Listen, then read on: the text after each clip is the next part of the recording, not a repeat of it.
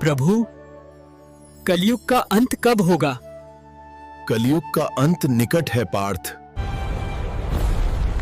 कल की पुराण और गरुड़ पुराण में ऐसी बातें लिखी गई हैं जो आपके रोंगटे खड़े कर सकती हैं। कलयुग के अंत की दृष्टि केवल कल्पना करने से ही मनुष्य का मन भय और आश्चर्य से भर सकता है। यह युग इतना भयावह होगा कि यह आपके दिल को झकझोर कर रख देगा। लेकिन यह कोई काल्पनिक कहानी नहीं, बल्कि हकीकत है। इन पवित्र ग्रंथों में लिखी गई बातें हमें आने वाले समय की भयंकर सच्चाई से अवगत कराती हैं। यही कारण है कि विद्वान अक्सर कहते हैं कि इन शास्त्रों का अध्ययन केवल आस्था का विषय नहीं, बल्कि चेतावनी है, ताकि हम वर्तमान में अपने आचरण को सुधार सकें। आज हम इन्हीं के बारे में विस्तार से जानेंगे और आपको बताएंगे। हमारा निवेदन है कि इस जानकारी को अंत तक देखें और हमारे साथ बने रहें। कलयुग के अंत की कहानी को जानने से पहले आइए कुछ उन पहलुओं को समझते हैं जो सृष्टि के चक्र को समझने में महत्वपूर्ण हैं। इन 4 युगों सतयुग, त्रेता युग, द्वापर युग और कलयुग के बीच का अंतर ही हमें यह समझने में मदद करता है कि क्यों समय के साथ धर्म और सत्य की शक्ति कम होती जाती है और पाप व अधर्म का प्रभाव बढ़ता जाता है। सबसे पहले हम उस कहानी को जानेंगे जो इन ग्रंथों में वर्णित है। इसके बाद हम आपको वे सभी मनोरंजक और भयावह दृश्य बताएंगे जो कलयुग के अंत में घटित होंगे। इन कथाओं में न केवल भविष्य का चित्रण है, बल्कि यह संदेश भी है कि इंसान को कैसे अपने विचारों और कर्मों पर नियंत्रण रखना चाहिए। तो हमारे साथ बने रहें, क्योंकि यह यात्रा न केवल ज्ञानवर्धक होगी, बल्कि आपको गहराई से सोचने पर भी मजबूर करेगी। हिंदू शास्त्रों में कलयुग की आयु 4,32,000 वर्ष मानी गई है। यह विवरण भागवत पुराण, विष्णु पुराण, लिंग पुराण और बटगृण पुराण वश में मिलता है। कलयुग की शुरुआत महाभारत युद्ध के बाद द्वापर युग के अंत में मानी जाती है। वर्तमान में लगभग 5,000 वर्ष बीत चुके हैं और अभी भी लगभग 4,27,000 वर्ष शेष हैं। इन ग्रंथों में कलयुग के लक्षण, मानव व्यवहार और इसके अंत के संकेतों का वर्णन किया गया है, जो हमें इस युग की चुनौतियों के प्रति सचेत करते हैं। चलिए बिना किसी देरी के सुनते हैं कलयुग के अंत की पवित्र कथा।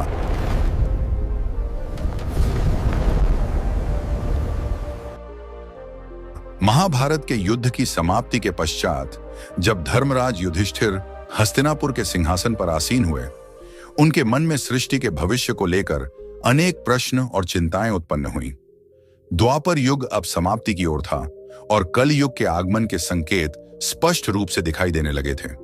युधिष्ठिर को यह भय सता रहा था कि आने वाले युग में मानव जीवन का स्वरूप क्या होगा, धर्म की स्थिति क्या रहेगी और सत्य का क्या हश्र होगा। उनके मन में यह भी प्रश्न उठ रहा था कि क्या आने वाले लोग धर्म और अधर्म में भेद कर पाएंगे या केवल मोह और लोभ में फंस जाएंगे।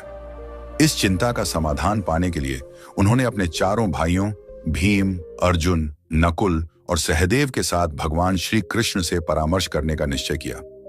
युधिष्ठिर ने अपने भाइयों को बुलाया। अर्जुन, जो हमेशा युद्ध के लिए तत्पर रहते थे, निश्चिंत स्वर में पूछा, हे बड़े भ्राता, आप इतने व्याकुल क्यों हैं? क्या किसी शत्रु ने हस्तिनापुर पर आक्रमण करने का दुस्साहस किया है?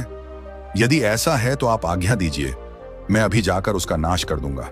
युधिष्ठिर ने गहरी सांस लेते हुए कहा, हे अर्जुन, मैं तुम्हारे पराक्रम से भली भांति परिचित हूं। इस पृथ्वी पर कोई भी शत्रु इतना साहसी नहीं कि हस्तिनापुर पर आक्रमण का विचार भी करें। मेरी चिंता किसी बाहरी शत्रु से नहीं, बल्कि कलयुग के आगमन से है। मुझे यह भय सता रहा है कि आने वाले समय में मानव समाज किस दिशा में जाएगा, धर्म और सत्य की क्या स्थिति होगी। भीम, जो अपने बड़े भाई की हर चिंता में सहभागी होते थे, बोले, हे भैया, आपकी चिंता हमारे मन में भी भय और अनिश्चितता उत्पन्न कर रही है। कृपया हमें बताइए कि कौन सा संकट हमारे सामने है। युधिष्ठिर ने गंभीर स्वर में उत्तर दिया, हे भीम, तुम ठीक कहते हो। एक भयंकर संकट आने वाला है। मैं कलयुग के प्रभावों के बारे में सोचकर चिंतित हूं। इसलिए मैंने निश्चय किया है कि हमें द्वारिकाधीश श्री कृष्ण के पास जाना चाहिए। केवल वही हमें इस चिंता से मुक्ति दिला सकते हैं। सभी पांडवों ने युधिष्ठिर की बात से सहमति जताई। अर्जुन ने कहा, आप सत्य कह रहे हैं भैया। श्री कृष्ण ही इस समय सबसे ज्ञानी और भविष्य दृष्टा हैं। हमें उनके पास जाना चाहिए। भीम ने भी उत्साहपूर्वक कहा, हे धर्मराज, मैं आपके साथ हूं। नकुल और सहदेव ने भी तुरंत हामी भरते हुए कहा कि यह निर्णय ही सबसे उचित है। इस प्रकार सभी पांडव द्वारिका की ओर प्रस्थान करने लगे। द्वारिका की पवित्र नगरी में पहुंचकर पांडवों का भगवान श्री कृष्ण ने हार्दिक स्वागत किया। युधिष्ठिर ने उनके चरणों में प्रणाम करते हुए कहा, हे केशव, आपको बारंबार नमस्कार। आप तो अंतर्ज्ञानी हैं। द्वापर युग अब समाप्त होने वाला है और कलयुग के संकेत स्पष्ट दिखाई देने लगे हैं। मैं यह जानना चाहता हूं कि कलयुग में मानव का स्वभाव और आचरण कैसा होगा, वह किन कर्मों में लिप्त होगा और मोक्ष प्राप्ति के लिए उसे क्या करना होगा। श्री कृष्ण ने मुस्कुराते हुए कहा, हे धर्मराज, आपकी जिज्ञासा अत्यंत उचित है। कलयुग के प्रभावों को समझना न केवल आपके लिए बल्कि समस्त मानव जाति के लिए महत्वपूर्ण है, किंतु इसका उत्तर मैं सीधे शब्दों में नहीं दे सकता, क्योंकि इसे अनुभव के माध्यम से समझना अधिक आवश्यक है। युधिष्ठिर ने उत्सुकता से पूछा, हे माधव, आप जिस प्रकार की परीक्षा की बात कर रहे हैं उसके लिए हमें क्या करना होगा। श्री कृष्ण ने कहा, हे महाराज, आपको और आपके चारों भाइयों को अलग अलग दिशाओं में स्थित घने और रहस्यमय वनों में जाना होगा। उन वनों में अनेक विचित्र और अद्भुत दृश्य आपको दिखाई देंगे। वे दृश्य प्रतीक होंगे उन स्थितियों के जो कलयुग में प्रकट होंगी। जब आप उन अनुभवों को लेकर मेरे पास लौटेंगे और उन्हें साझा करेंगे, तब मैं आपको कलयुग के वास्तविक प्रभाव और उसके रहस्य विस्तार से समझाऊंगा। युधिष्ठिर ने गंभीरता से उत्तर दिया, जैसी आपकी आज्ञा केशव। आप जिस स्थान की ओर संकेत करेंगे हम वहां जाने को तैयार हैं। श्री कृष्ण ने कहा, आप और आपके भाई अलग अलग दिशाओं में जाइए। वहां भयंकर और रहस्यमय वन हैं। उनमें यदि कोई असामान्य घटना या विचित्र दृश्य दिखाई दे तो उसे ध्यानपूर्वक देखना और लौटकर मुझे बताना। तभी आप कलयुग के रहस्य को भली भांति समझ पाएंगे। श्री कृष्ण की आज्ञा का पालन करते हुए पांडव अपने रथों को वहीं छोड़कर पैदल ही वन की ओर चल पड़े। वातावरण बाहर से शांत प्रतीत हो रहा था, किंतु भीतर एक रहस्यमय कंपन था, जैसे हर पेड़ और हर हवा कुछ कहना चाह रही हो। पांडव अलग अलग दिशाओं में निकल गए ताकि अधिक से अधिक अनुभव प्राप्त कर सकें। युधिष्ठिर का अनुभव, युधिष्ठिर को एक घने और अंधकारमय वन में एक विचित्र दृश्य दिखाई दिया। उन्होंने एक विशालकाय हाथी देखा जिसके 2 सूंड थे। वह हाथी अपनी दोनों सूंडों से बड़े बड़े वृक्षों को उखाड़ रहा था, मानो उसकी शक्ति असीमित हो। युधिष्ठिर यह देखकर आश्चर्यचकित हो गए और सोचने लगे कि यह असामान्य दृश्य क्या संकेत दे रहा है। अर्जुन का अनुभव, अर्जुन एक शांत और सुंदर वन में पहुंचे जहां हर ओर हरियाली और पक्षियों की मधुर चहचहाहट वातावरण को सुखद बना रही थी। इस शांति के बीच उन्होंने अचानक एक विचित्र दृश्य देखा। उनके सामने एक विशाल पक्षी था जिसके पंखों पर वेदों की अर्चाएं लिखी हुई थीं। यह पक्षी दिखने में पवित्र और ज्ञान का प्रतीक लग रहा था, किंतु उसी समय उसने मृत जीवों का मांस खाना शुरू कर दिया। अर्जुन यह देखकर गहरे विचार में पड़ गए और सोचा, यह कैसा विरोधाभास है।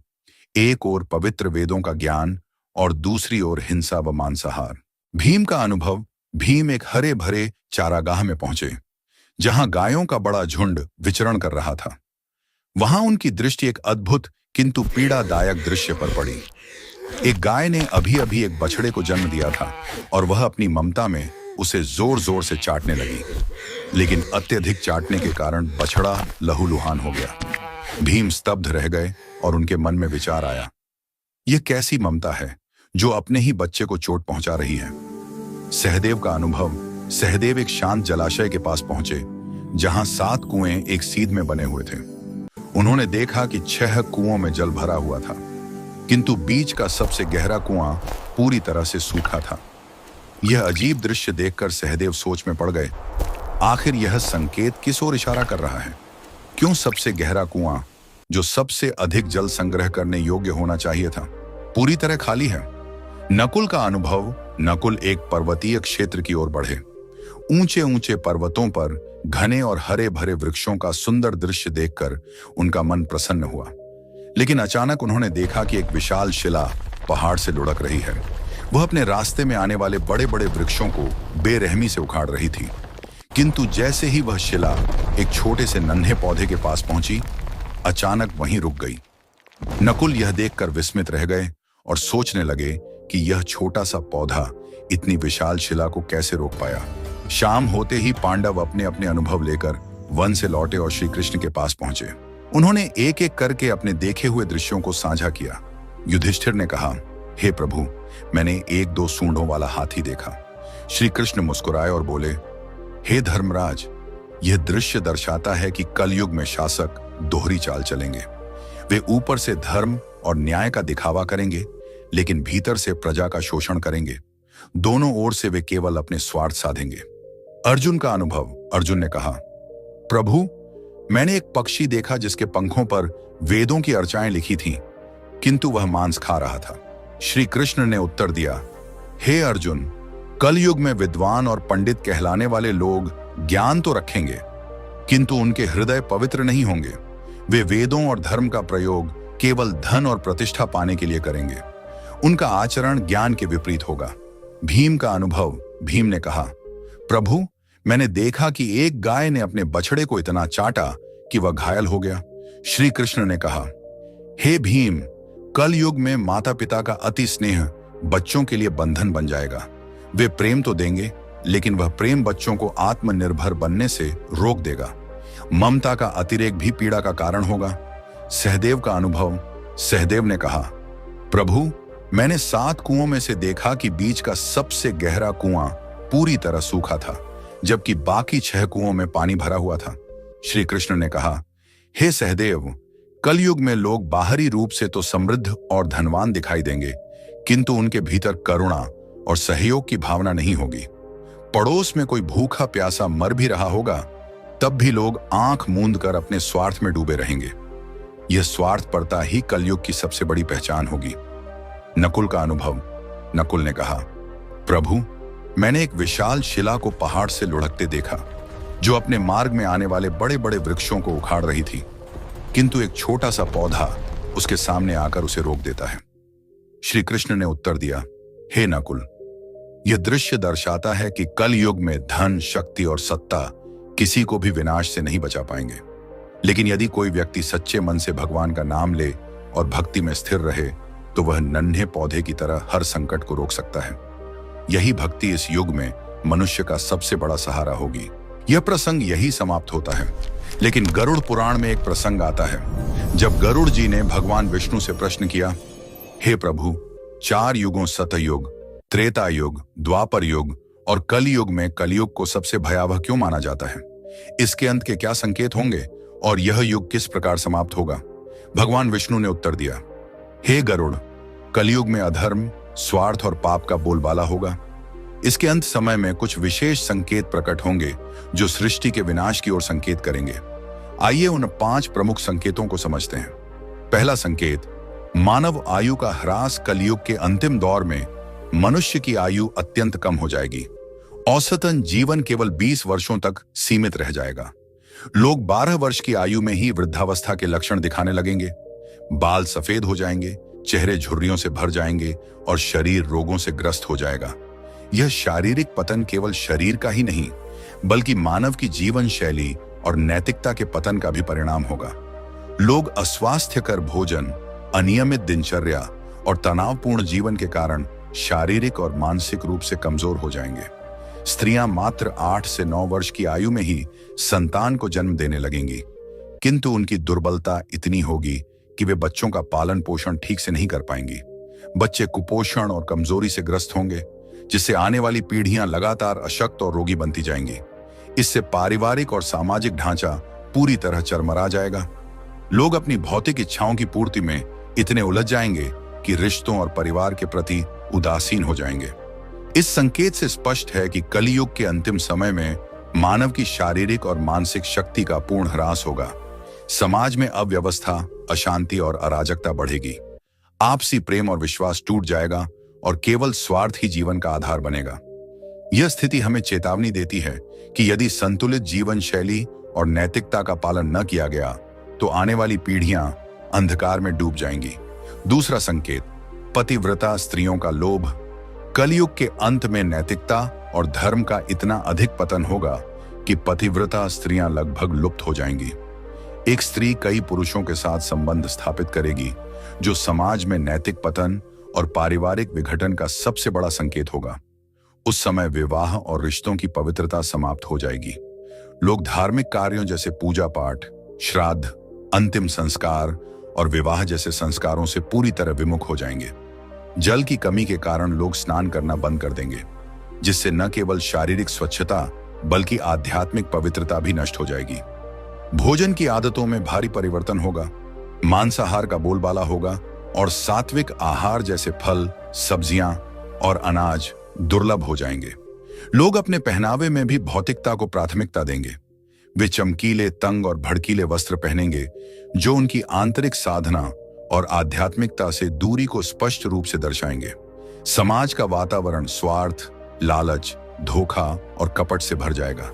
रिश्तों में विश्वास की कमी होगी और लोग केवल अपनी सुख सुविधाओं और भौतिक इच्छाओं के लिए जिएंगे।